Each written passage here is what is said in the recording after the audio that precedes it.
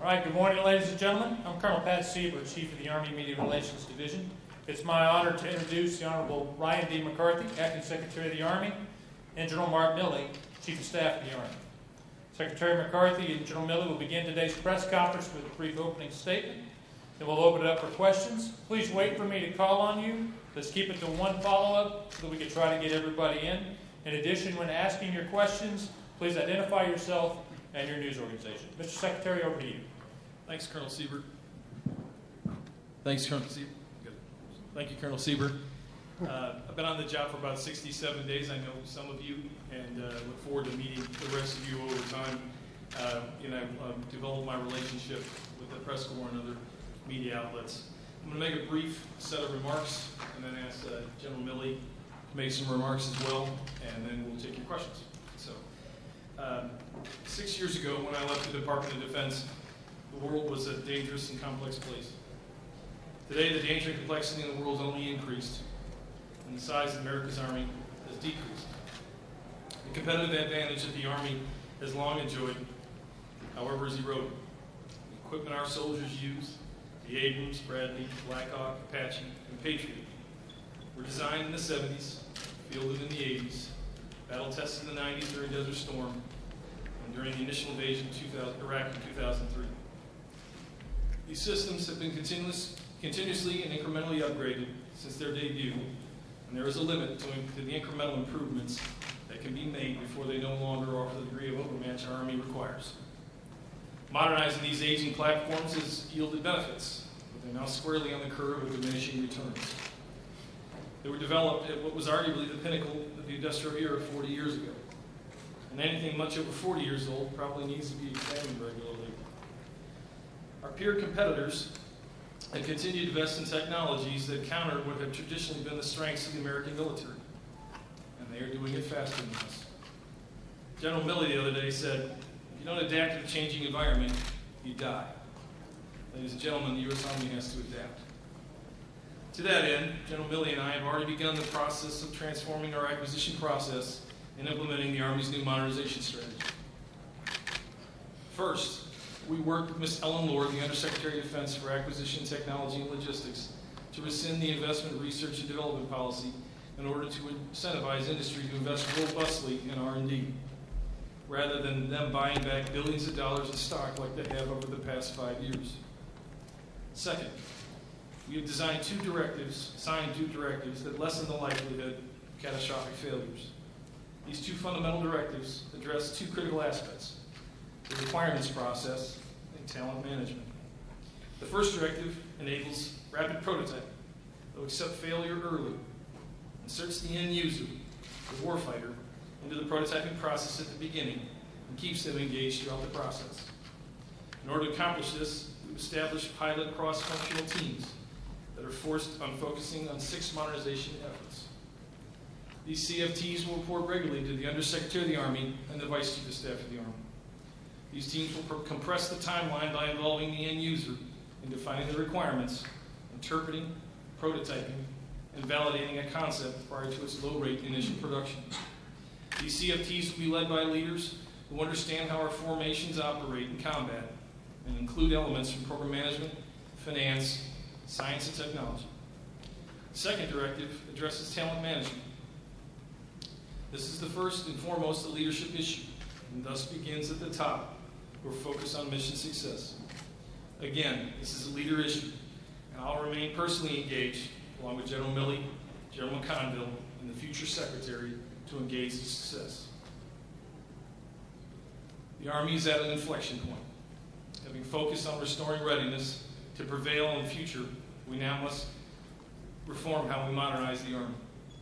The roles, responsibilities, structures, and organizations we have to address this challenge are disparate, and in many respects, born of a bygone era. I have therefore approved the establishment of a task force to develop a new command to consolidate the processes that inform and deliver Army capabilities, Army modernization under one roof. This is a significant change. It requires both careful and expeditious consideration, more detailed planning for how this command will exercise its responsibilities while maintaining the momentum and coherence of the rest of the Army enterprise will be required. I have tasked Lieutenant General Ed Cardone to lead this planning effort. This week he will begin forming a 120-day task force to frame and present decisions about the ultimate form and function of the new command to the Undersecretary of the Army and the Vice Chief of Staff of the Army, Jim McConville. The process will be transparent and thorough. We do not have time to waste. While many of the details remain to be determined, some of these decisions have already been taken. The new command will be formed from within the existing force structure. Faster results will be obtained through streamlining existing work processes and reinventing others. Though details are still to be decided, the scope of the new command will extend from idea to delivery and include the Army's future work, concept development, requirements determination, and prioritization, and the acquisition of the materiel that will ensure the Army remains the world's most lethal fighting force.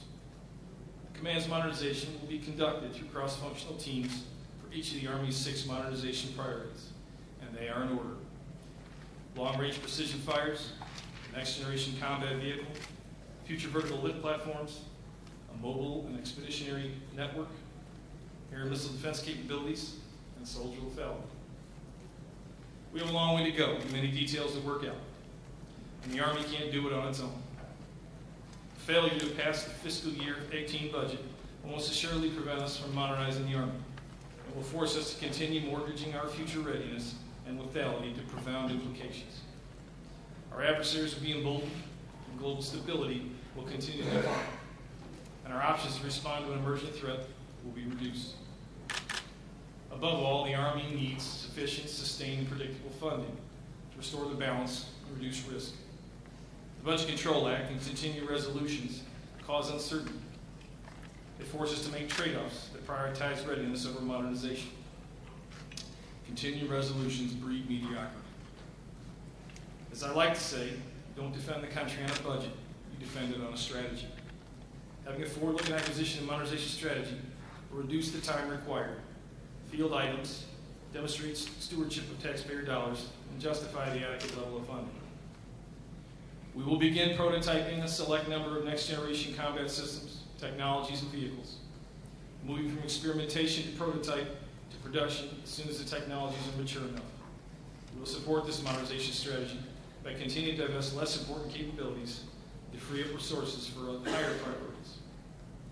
And to that end, I've already initiated a reprioritization of funding in the POM and an S&T review that will support the development of these efforts. We will invest with ruthless prioritization against them, and allocated resources will be protected across the 5 years Futures Defense Plan. I close with what Senator McCain told me at my confirmation hearing. He said, "Mr. McCarthy, our Army is facing a crisis. With current operational demands, we can no longer accept that only 1/3 of the Army's brigade combat teams are ready for deployment. The Army is in need of serious modernization, leaving our soldiers increasingly unprepared for the jobs we ask of them. Our soldiers deserve more than aging equipment and compressed training cycles. They deserve the gold standard. I've made it my mission to get it to them." With that, I'll turn it to you, General Milley. Thanks, Secretary. And I've known Secretary McCarthy now for going on 10 years, a little bit over 10 years. It's a guy who is completely committed to our nation. He's in this business that he's in as a secretary, all for the right reasons. He's the right man, right place, right time sort of thing. And he's got enormous experience, not only as a combat veteran in the Rangers, graduate of VMI, but he's got good experience up on the Hill. He's got good experience in industry, and he had tremendous experience at the very senior levels of the Department of Defense, working for Secretary Gates some years ago. So welcome to him. He's been here a relatively short time, but he's a man of enormous integrity and energy. And he's a good friend, and he's here to make sure that our soldiers and our formations and our leaders get the support they need from the entire community. So thanks, Secretary, for the opportunity to serve along your side yet again. I don't have an opening statement, but I did want to just make a couple of quick remarks. 2 days ago, 16 years ago, on 7 October 2001, U.S. forces entered into Afghanistan. And we, the United States, have been fighting consecutively for 16 years. And the majority of that fighting has been done by Army soldiers of one type or another.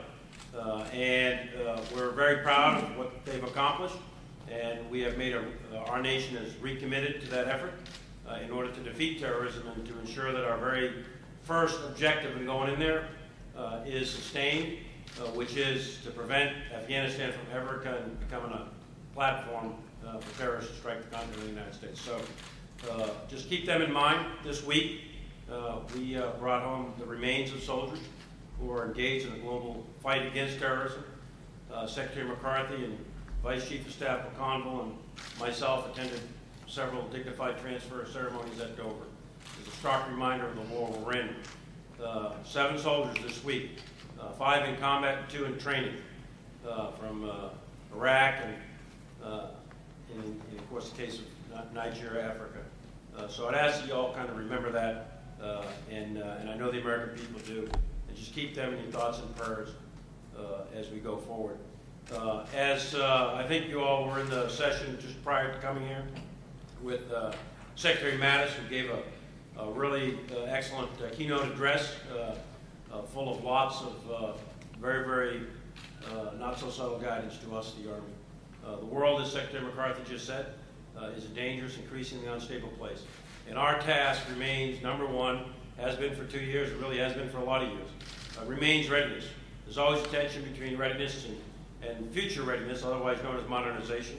But readiness remains, our current readiness, our current formations remains the number one task. But we have to shift gears a little bit because future readiness matters critically. Because believe it or not, the future will be here someday. So we have got to posture the institution to do that. And as we said last year and the year before, when we were going through the various studies, there are no sacred cows here, and we have to be willing and have the courage to make the changes necessary. We have to adapt, as Secretary McCarthy just said, or we die as an organization. You become irrelevant as an organization. So with his initiatives that he just rattled off about fundamentally shifting and changing some of the characteristics of the institution, restructuring the corporation, if you will, which is the largest re-engineering of the corporation, the largest re-engineering of the institutional Army in 4 decades, by the way. This is going to be a banner year. All the details, as he mentioned, aren't worked out. But Ed Cardone, who happens to be sitting right back there, so afterwards you can pin him against the wall and get all your questions answered. 120 days from now. 120 days. So actually, we've been studying this for quite a bit of time, and he's got 120 days left to get the ink to dry so that we can move up. Our objective is to get these organizations and this new command stood up by summer of 18. So we're going to move out smartly. This is necessary. It's important. And I absolutely believe that unless we do this, we'll be increasingly losing ground against potential adversaries. As you know, right now, we've got 180,000 troops, and more or less, in about 140 countries working for combatant commanders around the world. And one of those, and I'm sure there's probably a question or two out there, is in Asia, and specifically Korea. That question was asked of Secretary Mattis a few minutes ago. I'll just preempt the questions. I am not going to elaborate. I may make a comment or something, but I'm not going to elaborate much on Korea. That's a situation for which I and the other Joint Chiefs of Staff and Chairman Dunford are all intimately involved in, but I will not be at liberty to discuss any kind of specifics on that. So just going to preempt any questions on that. And then lastly, I just echo and associate myself with the comments Secretary McCarthy made about the budget. It's impossible to create readiness for the current set of operations the Army is doing, or to create readiness in the future, like modernization and procurement. It's impossible to do that without steady, predictable funding. And for that, we rely on the United States Congress. As Secretary Mattis just said, he had tremendous confidence in the Congress, as do I. They are the people's representatives in this representative democracy, this representative experiment called America. And I do have tremendous confidence that they will come through and ensure that the Army is properly supported with adequate funding to defend the American people. So with that, I think we're both prepared to answer whatever questions anyone may have. All right. Yes, ma'am. We'll start right here. You can start with the development. All right, sir. Got a shot.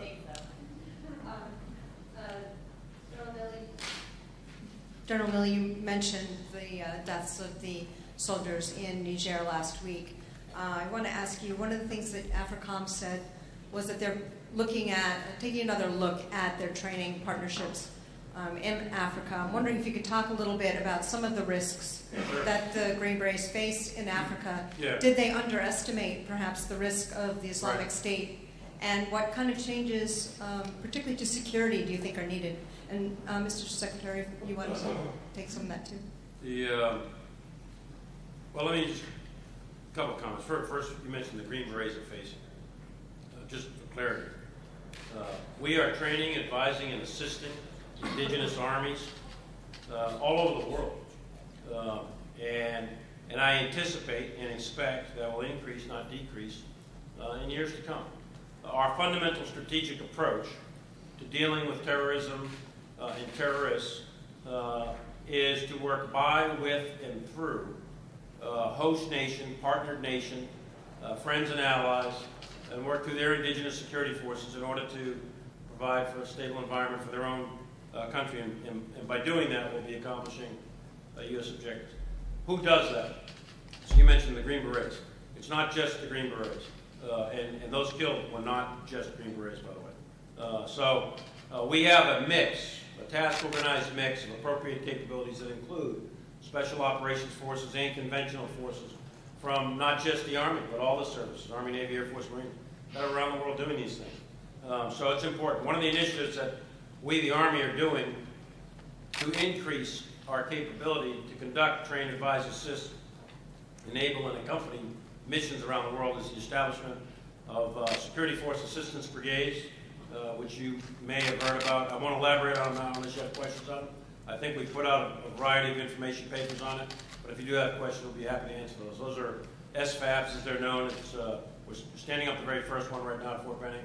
Our plan is to do 6 in the next year or two, and that's 5 in the regular Army and 1 in the National Guard.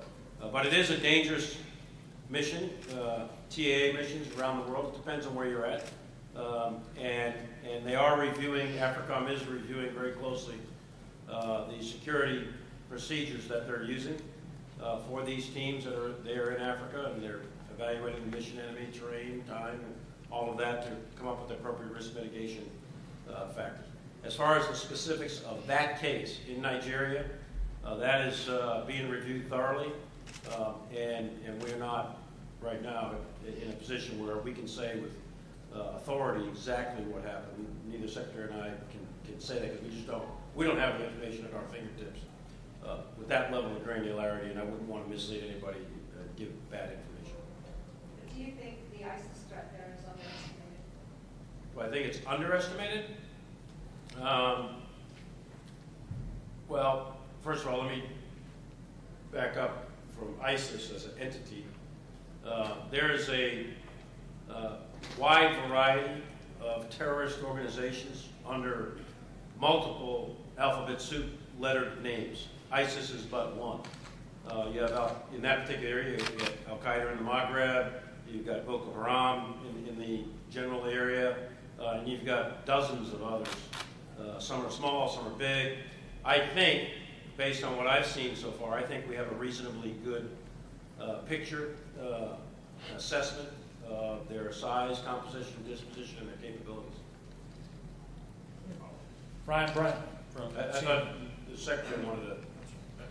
We're in the midst of a review for the National Defense Strategy, which will be published in January, so we're not going to elaborate on national objectives per se in the African continent at this time. Ryan Bryant, CNN. General, Hello, General. I know you spoke briefly on North Korea in an attempt to hedge off the question, but you talked a little bit about how the modernization lags and the undersize of the current state of forces.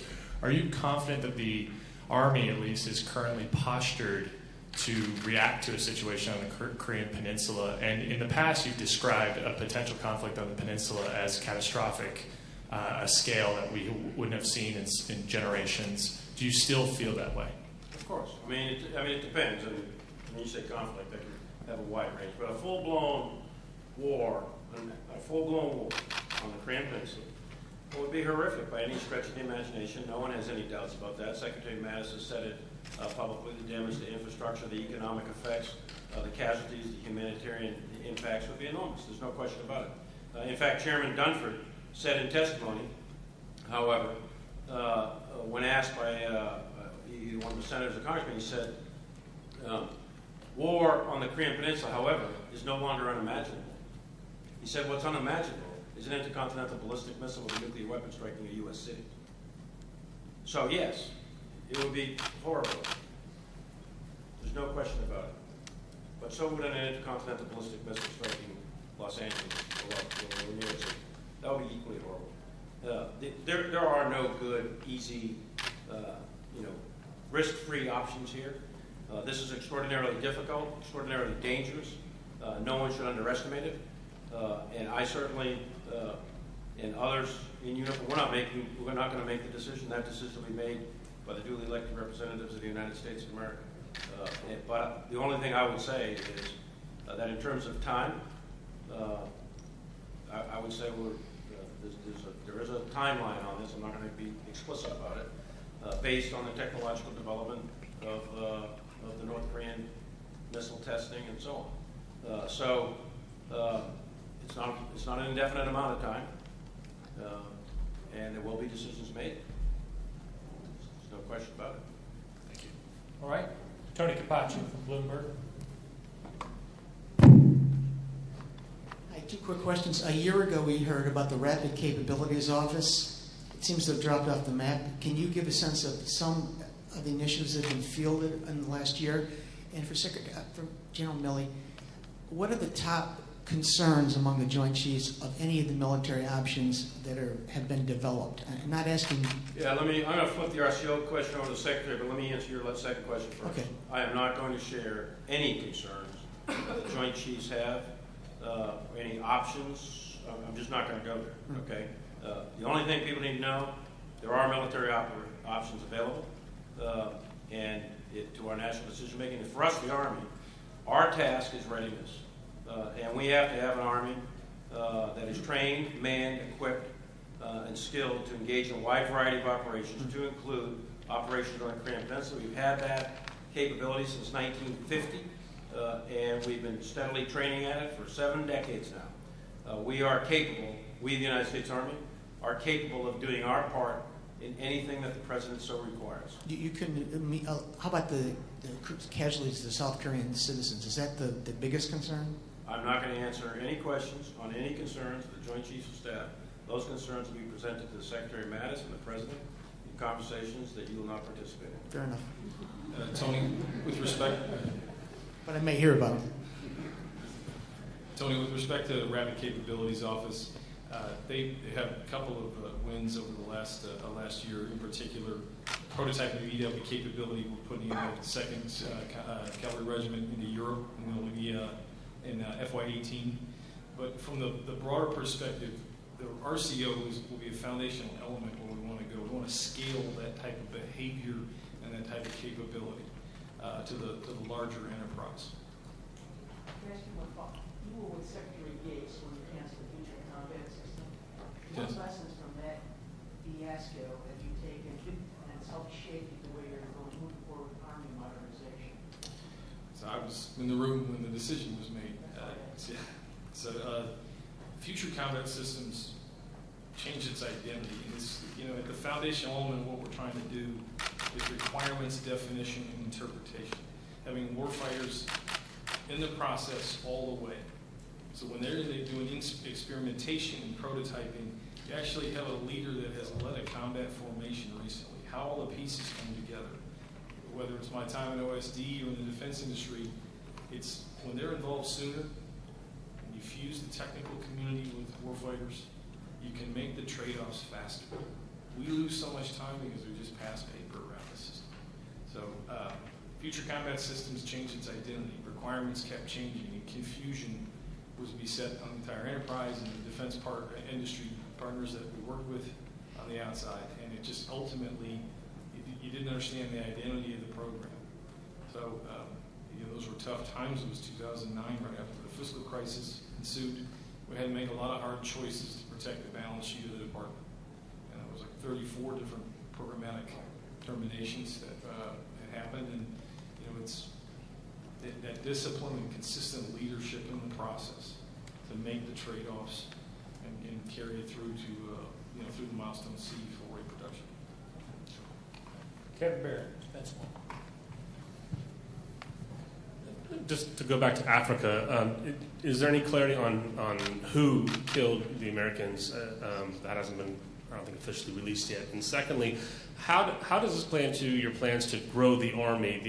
You're saying you expect more training advise assists, which are mostly special operations. You mentioned these other more conventional ideas, but we're hearing from some special operations leaders that they don't want to be larger or of any great size. Yeah, we're mixing apples and oranges here a little bit. Sure.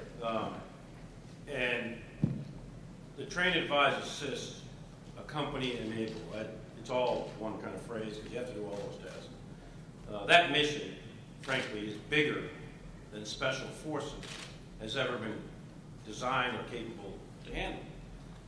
So what's happened over the last 16 years is special forces does a whole set of mission profiles, things like direct action and so on. But in the training world, what they primarily do, almost exclusively do, is the training of host nation special forces, the commandos and others in these host nations. The conventional armies of these countries, the larger part of their security force is trained, advised, assisted through conventional forces in the U.S. Army and Marines. So what we've done for 16 consecutive years is done that function on essentially an ad hoc basis, where we've ripped chains of command out of conventional brigades and on short term assign them over as chains of command into theater to advise those nation forces. And then the bulk of the troops of that particular brigade or battalion were left at home, and they were losing readiness by doing so. And we've tried a variety of things in the past, mid-teams and all kinds of things. We tried a few years back to set something up at Fort Riley. But all of it, in every case, was fundamentally ad hoc.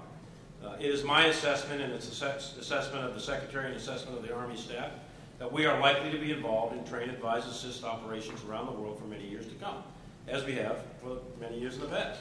So we think it's about time that we recognize that fact with force structure specifically designed to train, man, and equip organizations that can go forward and professionally train, advise, and assist conventional indigenous forces. Special forces will continue to train the commandos and so on, but what is needed are forces that can train conventional forces in counterinsurgency and light infantry type tactics around the world. And that's what these SFAPs are. They will be chains of command of an infantry brigade, commanders on their second command, all of the soldiers are volunteers. They're going to be highly vetted. They'll approach standards that will be similar to the Range Regiment.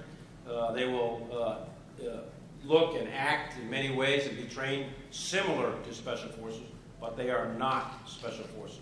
They are conventional forces, chains of command that will have some added skill training over the extended period of time, and they will be assigned to these units for 3 years, and they will deploy overseas to train, advise, and assist. So the brigade commander, the battalion commander, the company commander, those guys will be on their second command, just like when you go to the Range Regiment.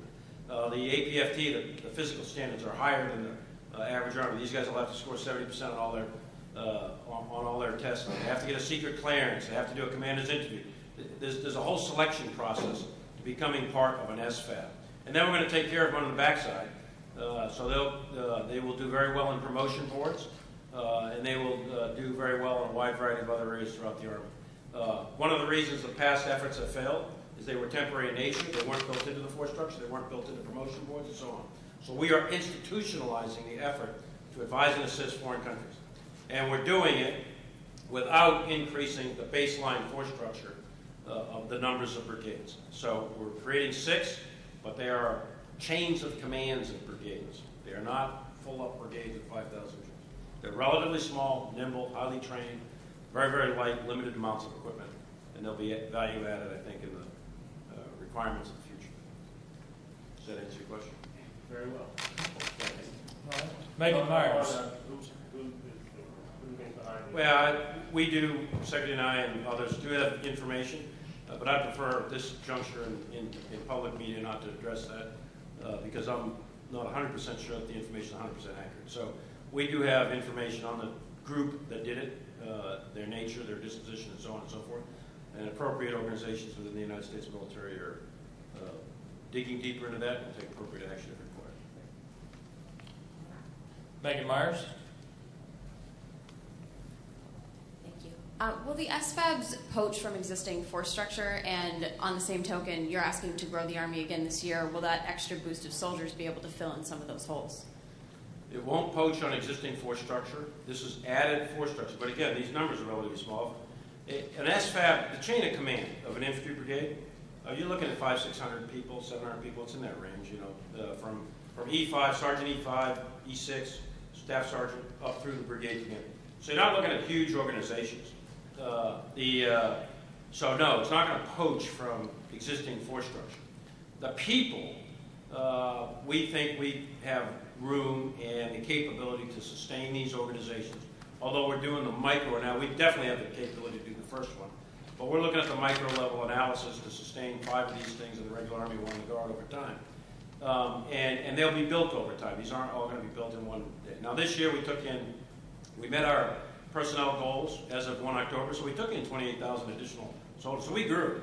So we stopped the bleeding this past year, last 18 months with the current defense budget, and that turned around. So we were heading down in terms of size.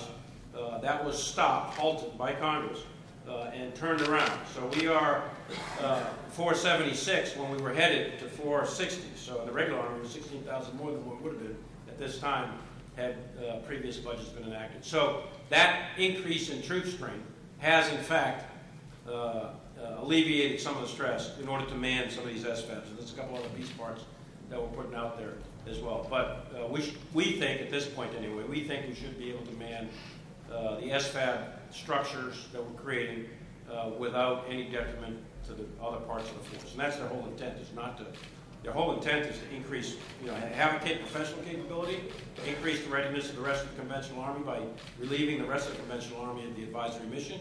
And we can rapidly expand the Army on short notice in a national emergency if required, because we'll have chains of command that are already made. Then you take the soldiers through basic training and AIT, put them into that chain of command, and you'll have brigades at a much faster pace than if you had to create them from whole cloth. So they're fulfilling really 3 functions, but their primary functions, advisors says, we think we can do that without increased stress on the rest of the force.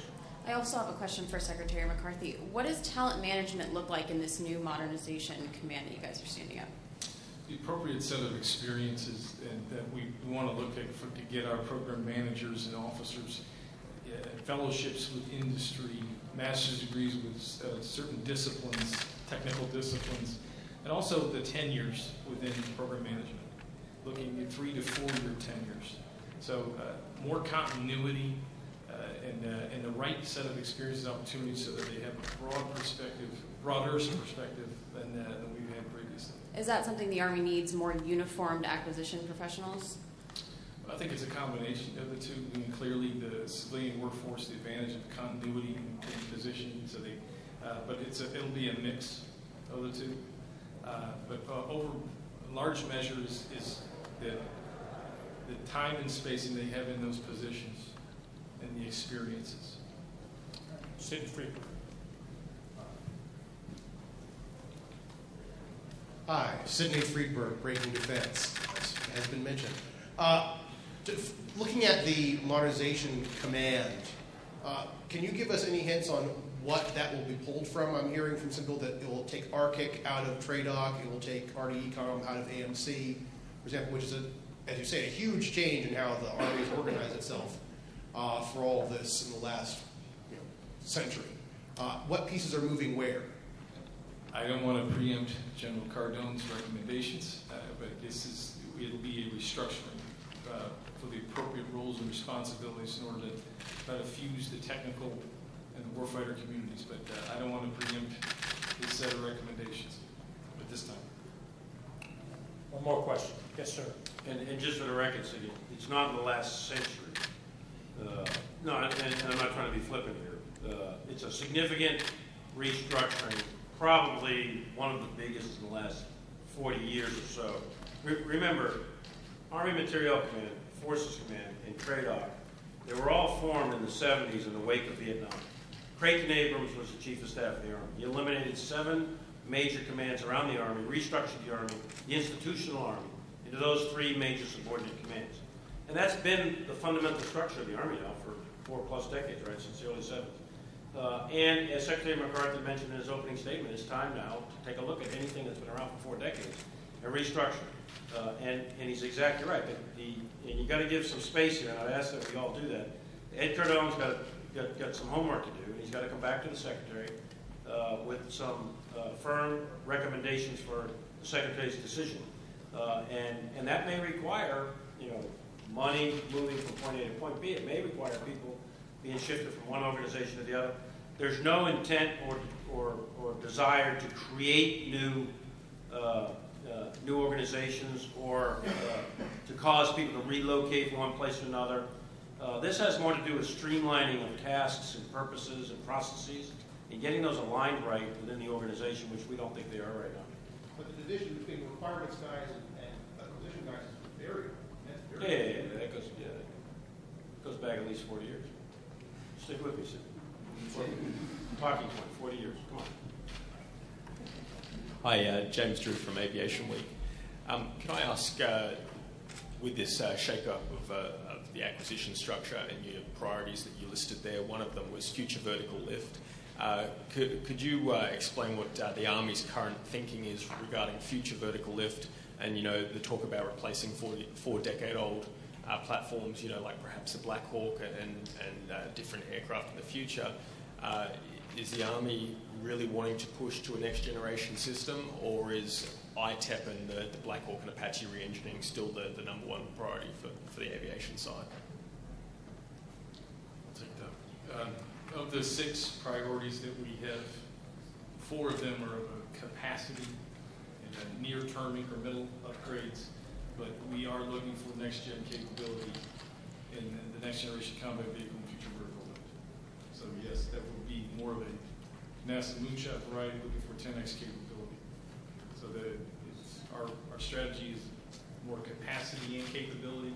So within the 6, we'll break that down accordingly. But the funding stream, the way I put them in the order 1 through 6, is how we will fund them. Will that include a relook at the ITEP engine acquisition and whether that's the right strategy to go forward? I'll take that recommendation from the CFT meeting, but I would put anything on the table. Okay, but there is a general desire for a next generation rotorcraft of some description. Yes. Can I pile on here for a second and just kind of back out of the micro, the ITEP and all that, and try to explain as best I can some of the logic. Why those 6 priorities? Why are they listed like that? There's some thought behind that. So, you ask yourself, what do you want an Army to do? Well, you want an Army to win, right? You want them to conduct ground campaigns, and you want them to win. So, in combat operations, how do you win? You win on the offense. You don't win on the defense. The defense is a operation or a tactic used to enable you to continue to offensive operation. So you win on the offense. And if you just heard Secretary Mattis in his speech at the tail end, in one of the Q&As, he said the fundamentals. And he was spot on, exactly right, when he emphasized the fundamentals. So you win on the offense, and you win by being masters of the fundamentals. So what are those fundamentals? It is shoot, move, communicate, protect, and sustain. There's nothing fancy about any of that. So that's why you saw, when Secretary McCarthy listed those off, long-range fires. That's the shoot. We assess that there's a gap, or at least a closing of the capability overmatch we've had in long-range fires, read artillery, and different types of artillery, rocket artillery, tube artillery. So long-range fires, priority 1. Shoot. Second, what does that do? That enables you to move. So mobility. So you see the next 2 things as the next generation combat vehicle and future vertical lift, because both of those systems, our rotary wing and our wheeled and tracked vehicle fleets, are essentially at the end of any kind of product improvements we can do on these things. And with those both air and ground vehicles, we are going to leverage new technologies, emerging technologies, things like robotics and active protective systems and all this other kind of stuff. So that's why you see those top 3, shoot and move. And then what's the next thing? Is the network. Because you've got to be able to command, control, you've got to be able to see the enemy, see yourself, you've got to be able to protect your network, you've got to be able to do cyber defense and offense if necessary. So all things about the network command, control, communications, electronics, all of that, electronic warfare, etc., is wrapped up into that fourth priority of the network. And as you know, and you've been covering it, we've been drilling down hard on that. And then once you do that, we've got to protect the force and sustain the force. That's why you see ballistic missile defense, for example. We have ripped out our air defense systems over the last 16 years. That's no secret to anybody. And we have got to create a layered defense around our combat formations if we are expected to fight combined arms maneuver against an air-to-air competitor or in a dynamic environment against someone who has significant threat. So that's why you have that in order of priority. And then lastly, we've got to, the whole system, everything is built upon the soldier. So we want to go to great lengths to increase the lethality of our soldier and their systems. Everything from small arms to body armor, you name it. Everything about the soldier, we want to increase the lethality to include their training with things like synthetic training environments so they can get multiple repetitions and they can become much better at their skills. So those priorities aren't randomly put out there. They're put out there because we want to win. You win in the offense. You win by being mastery of the fundamentals. And those priorities for modernization in the Army are going to be firm. And that's the guidance that Cardone's running with in order to create an organization to deliver those priorities. And those CFT leaders are all part of that. Okay? Mr. Secretary-in-Chief, I'll turn it back over to you for final comments. I think we'll have a roundtable later today. Over time, I want to be able to spend as much time with you as I can. 67 days on the job, and a lot of work left to do. So thank you for your time today. I don't have any additional comments, but thank you very much. Appreciate your continued support of the Army. I hope you enjoy the AUSA conference here. I think there's a lot of good things to learn. And I apologize for being short on the Korea thing, but I know you all understand. Okay, thank you. Gentlemen, thank you very much. Ladies and gentlemen, thank you for coming. Also, I have some modernization talking points on behalf of the Secretary-in-Chief. If you'd like to take a copy of these with you, if you have them, please come see me to do that. We're going to reset in here. In 10 minutes is when the World War I commemorative coin will be unveiled, and it will be hosted by the World War I Centennial Commission of the U.S.